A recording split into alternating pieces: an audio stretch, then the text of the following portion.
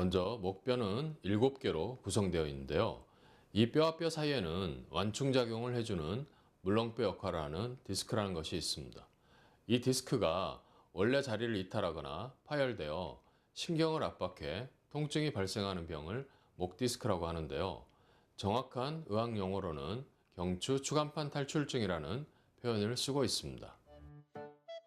목 디스크의 원인은 외상이나 퇴행성으로 나눌 수 있습니다. 먼저 외상의 대표적인 예는 교통사고로 후방 추돌 시 목뼈의 순간적인 충격으로 신경뿌리에 압박 자극이 되면 목 디스크로 진행될 수 있는데요.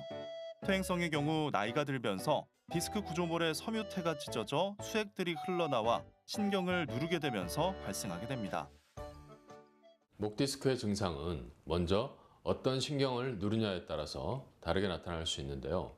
1, 2, 3, 4 쌍부 경추신경을 누르는 경우에는 주로 머리나 목 부위에 통증이 나타날 수 있고요. 5, 6, 7 하부 경추신경을 누르는 경우에는 어깨나 팔로 통증이 나타날 수 있습니다. 두통 같은 경우에도 절반 이상은 목 디스크나 목 주위에 경직된 근육에 의해서 나타날 수 있는데요. 목 신경은 중추신경이기 때문에 심한 경우에는 젓가락질이 힘들어질 수도 있고 보행장애, 대소변 장애 같은 심각한 증상도 나타날 수 있습니다. 목 디스크의 증상은 대표적으로 세 가지를 꼽을 수 있는데 첫 번째는 어깨와 손 전체에 통증이 있을 수 있고 두 번째는 팔에 힘이 빠져 반신이 저리며 우둔해지는 경우가 있습니다. 마지막으로 두통과 현기증, 어지럼증, 이명 등의 증상이 나타나게 됩니다.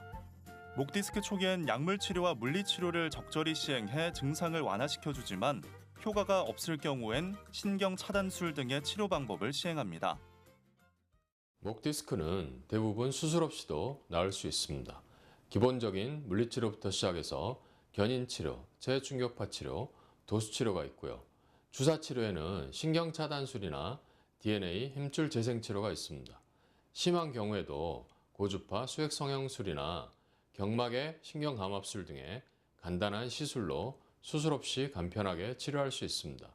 여기서 가장 중요한 것은 한 번 변성된 신경은 재생이 되지 않습니다.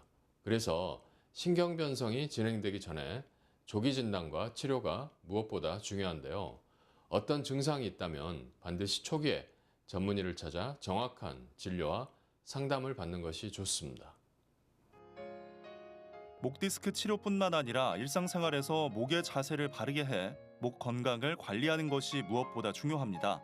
특히 컴퓨터 작업 시 모니터를 눈높이로 맞춰 목이 거북목이 되지 않게 하는 것이 중요하며 장시간 컴퓨터를 할 경우 1시간에 한 번은 스트레칭을 통해 목과 어깨 근육을 풀어줘 통증이 생기는 것을 방지하는 것이 좋습니다.